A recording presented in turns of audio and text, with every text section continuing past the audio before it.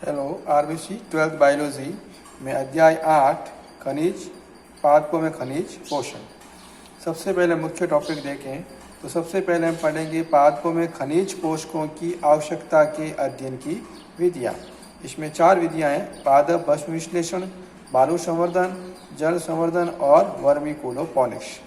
फिर पढ़ेंगे पादपों में अनिवार्य खनिज पोषक कौन कौन से होते हैं, फिर खनिज लवणों की अवशोषण की क्रियाविधि, और लास्ट में पढ़ेंगे अपन पादप पोषकों में वृद्ध और सूक्ष्म पोषकों की भूमिका। तो आज हम शुरू कर रहे हैं पादपों में खनिज पोषण की आवश्यकता के अध्ययन की विधियाँ, मतलब पादप को कौन कौन से खनिज पोषकों की आवश्यकता होती है। तो ध्यान रखिए, पौधों की खनिज पर निर्भरता का जो सबसे पहले अध्ययन किया था वो 1804 में डी शोरस ने और 1860 में वॉन सेक्स ने किया था। अच्छा, इसकी अवशोषण पादपों के खनिज आवश्यकता के अध्ययन की 4 विधियां प्रचलित है। पहली पादप भस्म विश्लेषण, दूसरी बालू संवर्धन, तीसरी जल संवर्धन और चौथी वर्मीकूलोपोनिक्स। पहले अपन देखते हैं पादप भस्म विश्लेषण। तो इसमें क्या करते हैं, सबसे पहले हम पादप कोई ताज़ा भाग काट के लेते हैं और इस ताज़ा भाग को हम 70 से 80 डिग्री सेल्सियस ताप पर ओवन में गर्म करते हैं। ऐसा करने पर जो उस ताज़े भाग में जल था वो वाष्पीकृत हो जाएगा। अब जो पीछे भाग बचता है उस भाग का हम भार ज्ञात कर लेते हैं। ये भार शुष्क भार कहलाता है। इस शुष्क भार में अकार्बनिक पदार्थ, कार्बनिक पदार्थ और जल वाष्प पाया जाता है। अब हम इस शुष्क पादप भाग को लगभग 6000 डिग्री सेल्सियस ताप पर भट्टी में जला देते हैं। तो जलाने पर जो कार्बनिक पदार्थ थे, ये कार्बनिक पदार्थ धुएं के रूप में जैसे CO2, अमोनिया, O2 के रूप में, और जल है वो वाष्प रूप में निकल जाएगी। अब पीछे क्या बचेगी, राख या भस्म, और इस राख या भस्म में केवल अकार्बनिक पदार्थ पाए जाते हैं और ये अकार्बनिक पदार्थ ही खनिज पोषक पदार्थ होते हैं जिनका विश्लेषण कर लिया जाता है। दूसरी विधि है बालू संवर्धन। इसमें पादप को खनिज पोषक रहित बालू में उगाया जाता है, यानी पादप को खनिज पोषक रहित बालू में उगाना बालू संवर्धन कहलाता है। अब ये मिट्टी कैसे तैयार करते हैं, तो सबसे पहले रेत लेते हैं और उसको HCl में धोते हैं।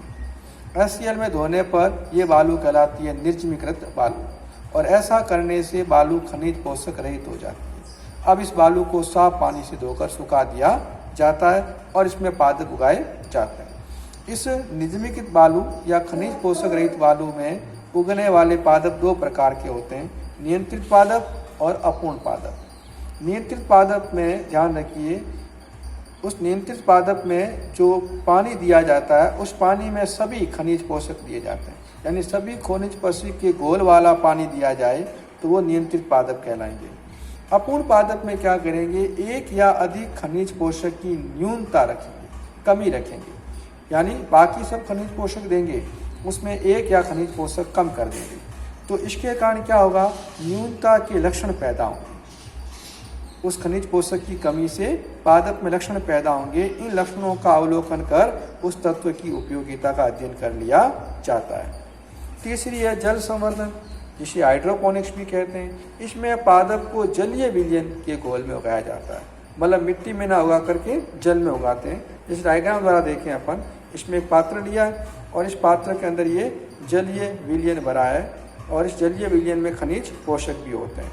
अब यहाँ पर जो जड़ें हैं, ये जो पादप उगा रखा है, इस पादप की जड़ों को ऑक्सीजन की आवश्यकता होती है। तो इस नली के द्वारा इस पादप को वायु प्रदान की जाती है ताकि जड़ों को वायु मिलती रहे, और साथ में इस कीप के द्वारा जो पोषक विलयन है वो इसमें डाला जाता है। तो यहाँ से जड़ें खनिज पोषक का अवशोषण करती रहती है। तो ये कहलाता जल संवर्धन, यानी पादप को जलीय विलयन में उगाया जाता है।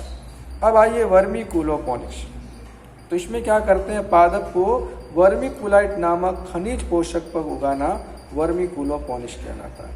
वर्मीकुलाइट नामक खनिज पोषक जो मिट्टी के समान ही दिखता है। तो इस वर्मीकुलाइट में ऐसे क्या गुण होते हैं कि मिट्टी के स्थान पर इसका उपयोग किया जाता है, यानी वर्मीकुलाइट का उपयोग मिट्टी के स्थान पर क्यों करते हैं। तो गुण देखें तो ये हल्का होता है, यानी भार में कम होता है, अतः इसका परिवहन आसानी से हो सकता है। ये प्राकृतिक रूप से पर्यावरण में पाया जाता है। अच्छा, ये रासायनिक अक्रिय होता है, यानी रासायनिक पदार्थों से क्रिया नहीं करता है। तो आप खनिज पोषक जिस रूप में डालेंगे उसी रूप में रहेगा और पादप उसका अवशोषण कर लेगा। ये बंधीय होता है, इस कारण इसमें कीट खरपतवार उत्पन्न नहीं हो सकती है। अच्छा, और इसमें जल का अवशोषण भी अधिक होता है मिट्टी की तुलना में, और इसकी बनावट ढीली होती है और मूल तंत्र की वृद्धि में सहायक होती है, और इसका विघटन नहीं होता, इस कारण इसका निरंतर उपयोग किया जा सकता है।